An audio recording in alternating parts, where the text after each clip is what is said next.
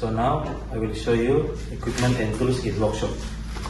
This is wooden mallet, steel hammer, rubber mallet, ball peen hammer, small hand saw, bow saw, wire brush, hand saw, and hatchet. Big garden cutter, water level, L square, clamp, chisel, flat screwdriver, and Phillips screwdriver. These two are sickle, and this are long machete and small machete, and this two is garden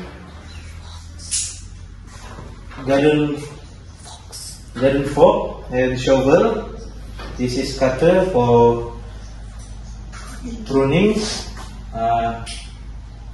and this rubber tapping knife, garden rake, sharpener block to sharpen the machete. Now I will show you about personal protecting equipment on spot. So this is apron, this is glove, this is welding glove, this is ear muffler glove,